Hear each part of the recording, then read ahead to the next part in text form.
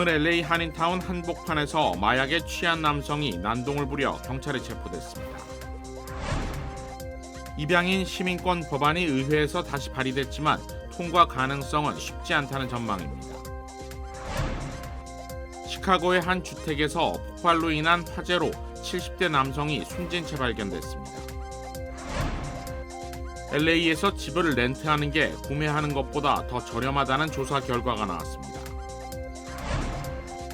급여보호 프로그램 PPP 대출 사기 혐의로 기소된 한인 변호사가 돌연 사망해 사법당국이 사후 재산몰수 절차에 착수했습니다.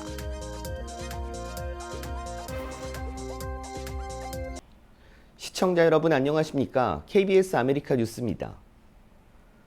오늘날 LA 한인타운 한복판에서 마약에 취한 남성이 난동을 부려 경찰에 체포됐습니다. 이 남성은 정신건강 문제를 앓고 있었던 것으로 전해졌습니다. 이우수 기자가 취재했습니다. 몽둥이를 들고 길거리를 배회하는 남성. 가로등을 때리기도 하고 지나가는 차량을 세워 행패를 부리기도 합니다. 남성의 이상 행동을 목격한 건물 보안 요원이 그를 제지해보지만 남성의 폭력적인 행동은 멈추지 않았습니다. 이번 사건은 오늘 오후 3시쯤 LA 한인타운 윌셔와 호바트 교차점에서 벌어졌습니다. 경찰이 출동할 때까지 이 남성의 폭력적인 행동은 이어졌고 한 아시안 여성은 얼굴을 몽둥이로 맞는 피해를 입었습니다. Outside, looked out on my patio, and then I saw him. I think he's autistic. I've seen him in this neighborhood before, and he had a plastic stick and took it right to her face. 폭행을 당한 여성은 현장에 출동한 구급차에서 응급치료를 받았고 행패를 부린 남성은 경찰에 체포된 뒤 병원으로 이송됐습니다. 지역 주민들에 따르면 이 남성은 인근에 머물고 있는 노숙자로 자폐 등 정신건강 문제를 앓고 있었던 것으로 전해졌습니다.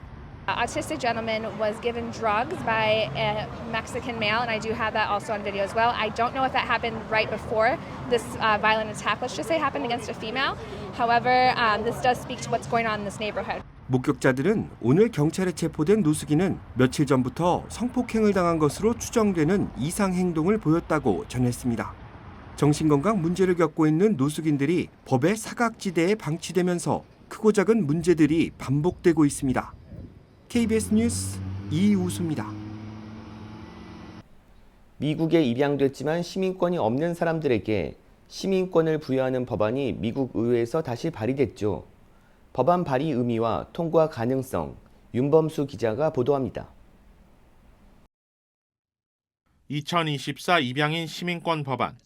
통과될 경우 4만 9천 명의 무국적 입양인, 그중에서도 절반에 달하는 한인 입양인들에게 시민권 부여의 길이 열립니다. 올해 법안 발의 의원들의 면면을 보면 상하 양원에서 초당적으로 발의가 이뤄졌습니다. 이념과 정치색을 떠나 법안의 취지에 대해서는 의회 전체가 원칙적으로 공감하고 있다는 의미로 해석됩니다. 실제 2년 전에는 연방 하원까지 법안이 통과된 바 있습니다. 그럼에도 결론부터 말해 올해도 법안이 의회를 통과할 가능성은 높지 않다는 분석입니다. 올해는 특히 대선이 포함된 선거의 해, 가뜩이나 불법 미립국과 국경 봉쇄 현안이 심각한 상황에서 시민권 관련 법안이 통과되기 어려운 상황입니다. 미국 가정의 문제고 인권의 문제인데 거기에 붙은 내용이 시민권이 없는 사람한테 시민권을 주는 거니까 이게 금방 이민 문제로 생각이 돼버려요. 어떠한 일도 이민 문제는 입법이 안 되고 있어요. 절차상으론 법안이 전체 회의 상정 전에 법사위원회를 거쳐야 하는데 현 위원장은 반이민 정책을 지지하는 친트럼프 강경파 짐 조던 의원입니다. 여기에 시기적으로 법안이 상하 양원을 모두 통과하기에는 시간이 부족합니다. 이제 막 이게 요번에 발의가 됐으니까 이 회기에 4분의 3이 지났어요. 이번 회기에 이거가 입법이 되는 통과시키기에는 거의 불가능하다. 이렇게 전망하는 게 맞습니다. 그럼에도 올해는 지나갈 것으로 여겨졌던 법안이 발의됐다는 자체만으로도 충분히 의미가 있습니다. 법안은 횟수로 10년, 회기로는 지난 114회기부터 현 118회기까지 의회 문을 두드려 왔는데 그 흐름을 선거의 해에도 이어갈 수 있게 됐다는 점만 놓고 봐도 긍정적이라는 평가입니다. 따라서 올해 대선 결과에 따라 또는 선거가 끝나고 새로운 119회기가 시작되는 내년 이후에는 입양인 시민권 법안의 통과 가능성이 더 높아질 수 있는 만큼 한인사회 입장에선 지금부터 법안 내용에 관심을 갖고 통과에 노력을 기울여야 할 것으로 보입니다. KBS 뉴스 윤범수입니다.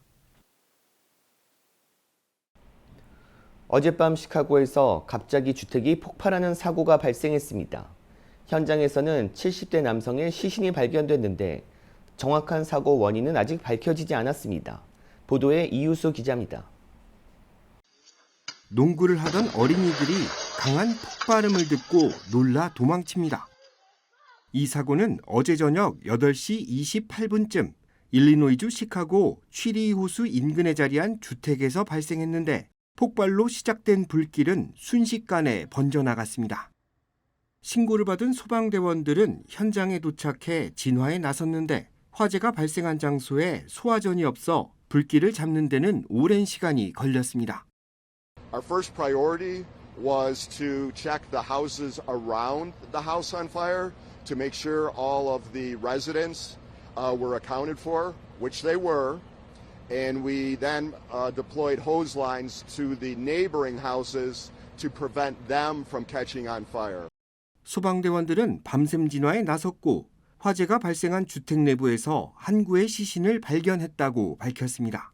Overnight, once the fire was extinguished, the fire crews on the scene, in addition to the fire investigators were here, did locate a deceased male in the house. And the deceased was recovered by the fire investigators and the Lake County Coroner's Office. We're currently confirming the identity. They're working to confirm the identity of the deceased. 이웃 주민들에 따르면 발견된 70대 남성의 시신은 이 집의 주인으로 은퇴 후 홀로 머물고 있었던 것으로 전해졌습니다.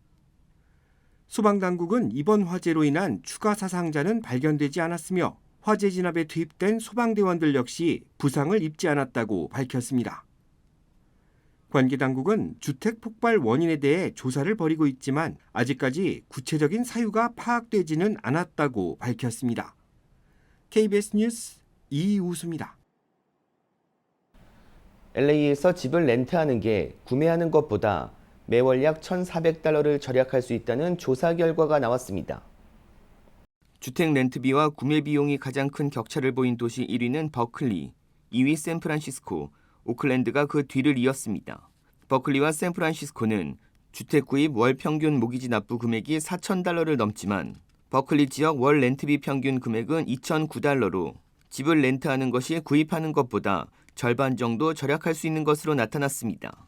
샌프란시스코 월 평균 렌트비는 $2,308로 주택 모기지 페이먼트보다 $1,692 저렴했고 4위 뉴저지의 엘리자베스는 $1,505 정도 낮은 것으로 조사됐습니다.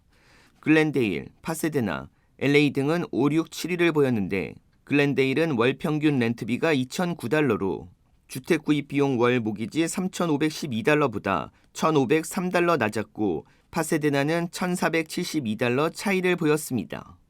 LA 렌트 비용은 $1,788로 구매 비용 $3,239와 비교하면 $1,451 지출을 절약할 수 있는 것으로 나타났습니다.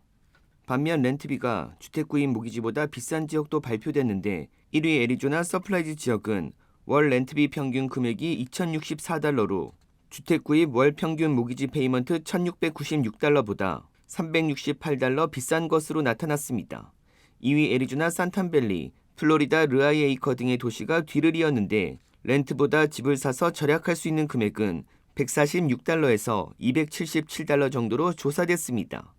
부동산 전문가들은 임대료와 주택 구매 비용 차이가 커진 원인으로 높은 모기지 이자율을 꼽았지만 센서스에 따르면 버클리와 샌프란시스코의 주택 중위 가격이 각각 $144만 에서 $134만 로 가파른 주택 가격 상승을 원인으로 꼽았습니다. 한인 변호사가 급여 보호 프로그램 PPP 대출 사기 혐의로 기소됐지만 돌연 사망해 사법당국이 사후 재산 몰수 절차에 돌입했습니다. 보도에 KBTV 전상희 기자입니다. 연방법원 자료에 따르면 연방법무부는 변호사였던 한인 최모 씨와 그의 아내의 명의 또는 최모 씨가 설립한 유령회사의 명의로 된 전국의 은행 어카운트 11개와 부동산 1개에 대한 재산 강제 몰수를 요청하는 소장을 뉴저지주 연방법원에 접수했습니다. 연방 당국이 최 씨가 PPP 사기 혐의로 취득한 돈들이 흘러들어간 경로를 확인하고 이것이 입증되면 그 재산을 몰수할 수 있게 됩니다. 연방정부 소장에 따르면 지난 2020년 최 씨는 3곳의 유령회사를 설립해 3곳의 금융기관에 PPP 대출을 신청해 승인을 받았습니다. 이 3건을 합산한 총 불법 취득액은 897만 1,457달러였습니다. 소장에 따르면 최 씨가 한미은행에 제출한 신청서에는 사업체에 150명의 직원이 있으며 월 평균 급여가 119만 6,383달러라고 주장하고 가짜 증명 서류를 함께 제출한 것으로 드러났습니다. 그가 3건의 PPP 신청 시 직원 정보에 가짜로 적은 소셜 번호들에는 사망자의 소셜 번호도 있었다고 연방당국은 밝혔습니다. 최 씨는 이렇게 불법 취득한 자금을 다른 계좌 등으로 옮겨 97만 달러의 주택 구매, 3만 달러치 주택 리모델링, 아내 명의 계좌를 통한 300만 달러 투자 등에 이용한 것으로 연방정부는 파악했습니다. 최 씨는 지난 2020년 9월 체포돼 금융사기, 대출 문서 조작, 명의 도용, 돈 세탁 혐의 등이 적용됐는데 지난 2022년 8월 정식 재판을 앞두고 돌연 사망해 법원은 공소 기각 결정을 내렸습니다. 이후 연방당국이 그의 사후에도 사기로 조성된 재산에 대한 환수에 나선 것입니다. KBTV 뉴스 전상입니다. 바이든 행정부가 남부 국경을 넘는 불법 입국자에 대한 망명을 금지할 수 있는 조치를 취했는데요. 시행 첫날에도 미국으로 향하는 행렬이 계속됐습니다. 조혜진 기자입니다. 미국이 불법 입국자들의 미국 망명을 금지할 수 있도록 한 행정 조치를 시행한 첫날, 여전히 국경을 넘기 위한 행렬이 이어집니다. 아이들과 함께, 때로는 철조망이 뜯겨진 곳을 찾아 위험하게 넘어가야 합니다. 건너온 사람들은 국경을 눈앞에 두고 기쁨을 감추지 못합니다. 하지만 이렇게 국경을 넘었어도 적법한 서류가 없는 사람들은 다시 멕시코로 돌아가야 했습니다. Ojalá pues ponga su mano en su corazón y revoque lo que tiene pensado en cerrar las fronteras. 그러자 이번 조치가 해제될 때까지 기다리겠다는 사람들도 생겨나고 있습니다. 국경지대에 임시 거처를 만들고 있는 겁니다. No para nada, porque la situación está difícil. Por lo menos en mi situación, yo para Venezuela no vuelvo. Me sale más fácil terminar llegar a los Estados Unidos que volverme para Venezuela. 불법 입국자의 망명 제한은 7일간 하루 평균 불법 입국자 수가 2,500명이 넘으면 시행되고 1,500명 아래로 떨어지면 중단됩니다. 멕시코 정부는 이번 행정 조치에 협력하겠다면서 멕시코 출신이 아닌 경우 멕시코를 거치지 않고 본국으로 송환할 수 있도록 미국과 협의 중이라고 전했습니다. 하지만 망명 제한은 근본적인 문제 해결책이 아니라는 목소리도 나옵니다. Federal government that is able, willing to provide the resources needed to ensure that all human rights are being respected and protected in the southern border. And what this announcement is doing is actually effectively attacking asylum. 이번 조치가 오히려 목숨을 걸어야 하는 위험한 입국 경로로 이들을 밀어넣고 있다는 지적도 나오고 있습니다. 워싱턴에서 KBS 뉴스 조혜진입니다. 베네수엘라 출신 이주민이 뉴욕 경찰관에게 총격을 가해 다수의 살인 미수, 폭행 등의 혐의로 기소됐습니다. KBTV 최시우 기자입니다. 오늘 수사관들은 퀸즈 보호소에 거주하고 있는 19살 이주민이 이번 주 초 2명의 뉴욕 경찰관에게 부상을 입힌 총격 사건과 관련해 다수의 살인 미수, 폭행 등의 혐의로 기소되었다고 밝혔습니다. 이주민은 베네수엘라 출신 카스트로 마타로 경찰이 들쏜 총에 발목을 맞아 부상을 입었습니다. 그가 총격을 가한 2명의 경찰관은 각각 방탄복과 다리에 총상을 입었으며 병원에서 치료를 받고 퇴원했습니다. 두 경찰관은 카스트로 마타의 패턴으로 의심되는 스쿠터와 모페드가 이용되는 강도 사건을 조사하던 중 월요일 오전 1시 30분경 이스트 엘머스트에서 역주행하는 모페드를 탄 남자를 발견했습니다. 후에 카스트로 마타로 확인된 그는 모페드에서 내린 후에 도주하기 시작했습니다. 추격하는 과정에서 그가 총을 쐈다고 경찰관들은 주장하고 있으며 사건 현장에서 총기가 발견되었습니다. 카스트로 마타는 뉴욕시에서 이전 체포 이력이 없지만 5월 21일 퀸즈에서 발생한 2건의 폭력적인 강도 사건의 용의자라고 수사관들은 밝혔습니다. 3명의 고위 법 집행관에 따르면 두 사건 모두에서 모페드를 탄 용의자들이 강제로 피해자들로부터 가방, 휴대전화, 직불카드 등의 물건을 강탈했습니다. 경찰은 시 전역에서 스쿠터와 모페드가 연루된 80건 이상의 강도 패턴을 조사 중이라고 말했습니다. 이는 작년 같은 기간에 비해 4배에 달하는 수치입니다. 전체적인 범죄율은 감소하는 중이지만 강도 사건은 증가하고 있습니다. 이 중 모페드가 연루된 사건이 주요한 요인으로 작용하고 있습니다. KBTV 뉴스 최시우입니다. 우크라이나가 미국이 제공한 무기로 러시아 본토를 공격했다고 밝혔습니다. 조빈나 기자입니다. 푸틴 러시아 대통령이 우크라이나 전쟁 시작 이후 처음으로 미국과 독일, 프랑스 등 세계 통신사 대표들과 한자리에서 만났습니다. 이 자리에서 푸틴 대통령은 우크라이나에 무기를 공급하는 국가에 민감한 타격을 줄 수 있다며 비대칭적 대응을 검토할 거라고 밝혔습니다. То есть ответ может быть асимметричным. Мы над этим подумаем. 앞서 우크라이나 의회 안보국방위 부위원장은 우크라이나군이 미국의 고속기동 포병 로켓 시스템 하이마스로 국경에서 러시아 안쪽으로 32km가량 떨어진 벨고로드 지역을 공격해 미사일 발사대를 파괴했다고 말했습니다.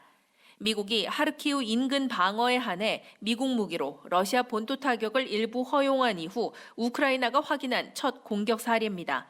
미국 상원 군사위 소속 의원도 우크라이나가 미국이 제공한 무기를 러시아 본토 공격에 사용했다고 확인했습니다.